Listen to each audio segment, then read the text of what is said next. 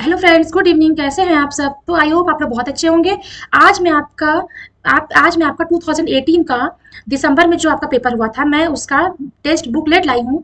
ठीक है, आप प्रीवियस ईयर के क्वेश्चन अगर आपको ढूंढने में या कहीं से भी दिक्कत हो रहे हो तो आप मेरे चैनल को सब्सक्राइब कर लीजिएगा। इसमें आपको हर टाइप के क्वेश्चन मिलेंगे। ठीक है, और आपका मैं एक सीरीज स्टार्ट की हूँ सोशल साइंस का, जो कि मैं उसका फर्स्ट और सेकेंड क्लास पढ़ा चुकी हूँ।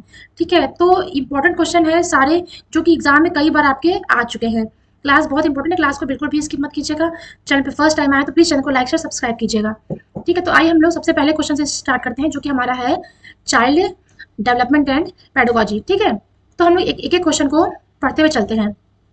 देखिए यहाँ से है कि the development from central part of the body towards peripheries और एक्सट्रीम्स, हाँ, डी नोट द। ठीक है, इसका मतलब ये होता है कि आपके कौन से बॉडी का जो पार्ट है वो आपका केंद्रीय से विकसित होता है और आपका बाहर की ओर आपका बढ़ता है। ठीक है, तो उसे हम लोग क्या कहते हैं? तो देखिए आपका इसमें, हाँ, आपका होता है, एक होता है सेफेलोकॉडल। ठीक है, और एक होता है प्रॉक्सिमो डिस्टल। ठीक है, सेफेलोकॉडल, देखिए इसका आंसर तो होगा सी, लेकिन क्यों होगा हम लोग देख लेते हैं। देखिए यहाँ से लिखा है ना कि मध्य वाय विकास के सिद्धांतों का। ठीक है, जो हमारा पूछा है कि शरीर के केंद्रीय भाग, केंद्रीय मतलब कि मध्य भाग से। ठीक है, लेकिन हम लोग ये चीज देख लेते हैं कि देखिए एक तो होता है सेफेलोकॉडल, एक होता है प्रॉक्सिमो डिस्टल। ठीक है, देखिए आप ऐसे देख सकते हैं कि सी फॉर सिर। ठीक है, अगर सेफेलोकॉडल लिखा है तो उसका मतलब यह है कि विकास आपका सिर से लेकर पैर तक होगा, और प्रॉक्सिमो डिस्टल लिखा है तो मतलब आपका सेंटर से, ठीक है, सेंटर से लेके मतलब मध्य से लेके आपका बाहर की ओर विकास आपका होगा। ठीक है, तो आपका हो ये चीज आपका आता है, तो इसीलिए हमारा थर्ड हमारा is the right answer. Question number 2 पे हम लोग देख लेते हैं कि school is an institution of socialization of children where. ठीक है, स्कूल बच्चों के समाजीकरण का एक ऐसी संस्था है जहाँ school children occupy the central position, school routine occupy the central position, या school activity occupy the central position, या school teachers occupy the central position. ठीक है, स्कूल हमारी कौन सी सोशलाइजेशन में किस नंबर पे आता है? तो देखिए इसका आंसर है आपका सेकेंड का नंबर 1। ठीक है, इसलिए कि देखिए प्रमुख स्थान जो होता है वो स्कूली बच्चों का ही होता है, स्कूली बच्चों का होता है। ठीक है, सबसे पहले। उसके बाद आपका देखिए यहाँ पे प्रमुख स्थान स्कूल की दिनचर्या का होता है, नहीं। स्कूल की गतिविधियों का होता है, एक्टिविटीज का होता है, नहीं। शिक्षकों का होता है, नहीं। हमारा सबसे प्रमुख हमारा होता है हमारा बच्चा। ठीक है, जो बच्चा होता है वो सबसे प्रमुख होता है, उसको फर्स्ट प्रायोरिटी देके ही आपको क्वेश्चन को सॉल्व करना है। हम लोग थर्ड क्वेश्चन पे आते हैं। जब जब आप एक शिक्षक समूह से, हाँ, जुड़े होते हैं तो अपने समूह के अन्य लोगों को एक एक तरह के पोशाक धारण करने लगते हैं, तो आप प्रदर्शन कर रहे होते हैं। ठीक है, जब एक समूह के सभी शिक्षक जो हैं होते हैं वो एक ही टाइप के पोशाक पहने रहते हैं तो वो क्या प्रदर्शन करते हैं? आपका थर्ड का आपका आंसर होगा, आपका आंसर फोर्थ। ठीक है, समूह की अनुरूपता का। ठीक है, क्वेश्चन फोर्थ पे चलते हैं। किसी वस्तु के स्थायित्व की अवधारणा पियाजे के विकास के डैश चरण में प्राप्त होती है। ठीक है, देखिए ऑब्जेक्ट परफॉर्मेंस में आपको अभी पढ़ाई हूँ, आप इसे, हाँ, प्रैक्टिस कर सकते हैं। ऑब्जेक्ट परफॉर्मेंस, ठीक है, तो ये हमारा किस स्टेज में आता है? क्वेश्चन नंबर 4 का देखिए ये हमारा होगा सेंसरी मोटर स्टेज। ठीक है, जब बच्चा अपने सेंसेस से, ठीक है, बच्चा अपने हाथ पैर चलाकर अपने मतलब कि वो कुछ कह नहीं पाता, अपने सेंसेस के हेल्प से, ठीक है, अपने सेंसरी मोटर के हेल्प से वो चीजों को समझाता है।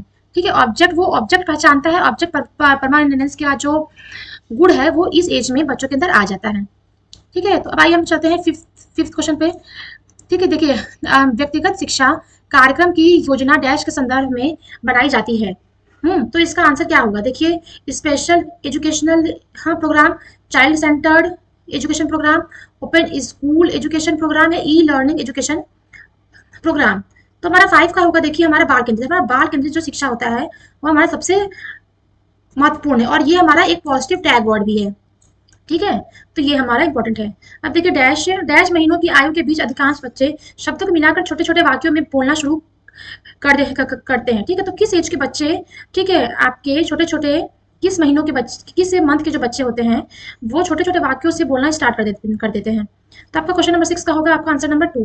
18 से 24 मंथ के जो बच्चे होते हैं वो छोटे छोटे वाक्यों में उनको जोड़कर बोलना शुरू कर देते हैं। बुद्धि लब्धि या आईक्यू की अवधारणा दी गई थी ठीक है, बुद्धि बुद्धि है लब्धि, ठीक है।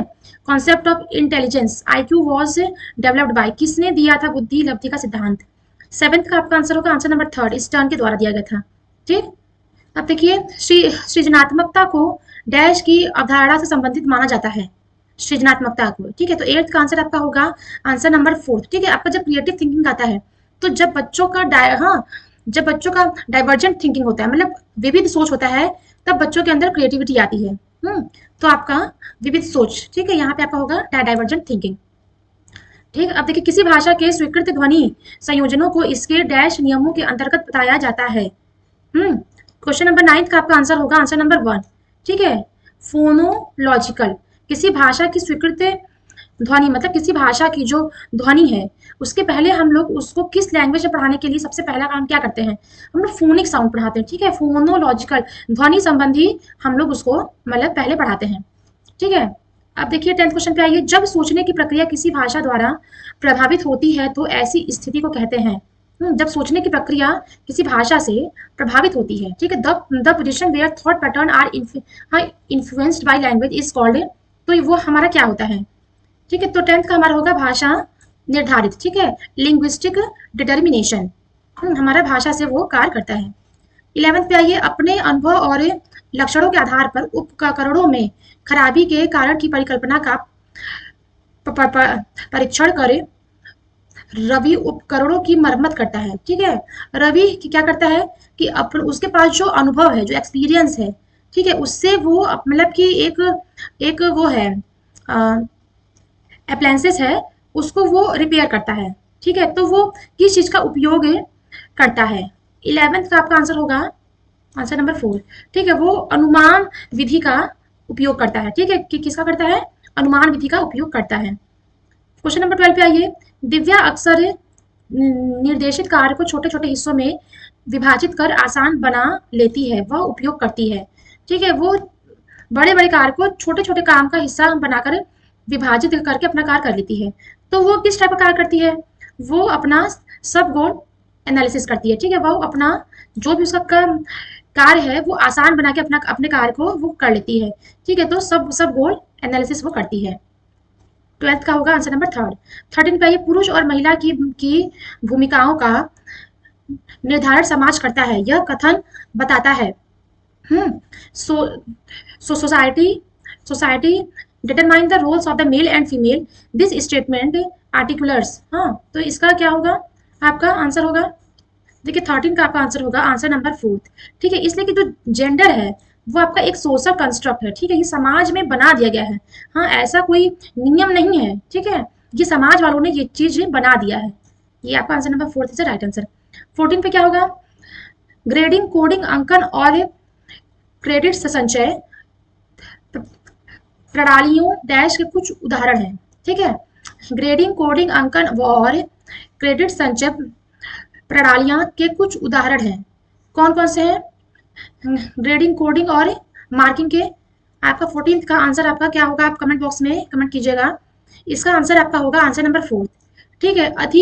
अधिगमकर्ताओं की उपलब्धि के आकलन की गणन विधि, ठीक है, ये सारा जो आपका कार्य है ये आपका, ठीक है, असेसमेंट, देखिए स्कोरिंग प्रोसीजर में आपका ये सब आता है, ठीक है। ग्रेड करना, कोडिंग करना, मार्क्स दे देना, तो ये आपका आता है गणन विधि में ना, जो गणना करने वाली विधि होती है ये उसमें आता है, ठीक है। ये हो गया आपका। 15 पे आते हैं, अधिगमकर्ताओं की उपलब्धि का आकलन शिक्षकों की सहायता करता है। पहला है अधिगमकर्ताओं के प्रदर्शन का रिकॉर्ड करने में, शिक्षण अधिगम विधियों की प्रभावशीलता का मूल्यांकन करने में, कक्षाओं में अधिगमकर्ताओं के क्षमता समूह बनाने में, या शिक्षण के गतिविधियों की सूची तैयार करने में। तो इसका 15 का आपका आंसर क्या होगा, आपका सेकंड आंसर होगा शिक्षण अधिगम विधियों की प्रभावशीलता का मूल्यांकन करने में, ठीक है। देखिए इसका आंसर क्या, इसका मतलब क्या होता है कि assessment of learner achievement help the teacher to, जब असेसमेंट होता है लर्नर्स का तो टीचर को उससे क्या हेल्प मिलता है, उनका जो है evaluate the effectiveness of pedagogy, ठीक है, शिक्षण अधिगम विधियों की प्रभावशीलता का मूल्यांकन होता है। अब देखिए ये आपका एक क्वेश्चन आपका इंक्लूसिव एजुकेशन समावेशी शिक्षा से आपका आता है। के सिद्धांत पर आधारित है। समावेशी शिक्षा किसके सिद्धांत पे आधारित है? तो ये आपका होगा कि देखिए समावेशी शिक्षा मतलब कि सबके लिए एक समान, मतलब इक्विटी और इक्वल अपॉर्चुनिटी, ठीक है, अवसर, समता और समान अवसर। 17 पे आइए, दिव्यांगजन अधिकार अधिनियम वर्ष कितने में लागू किया गया था?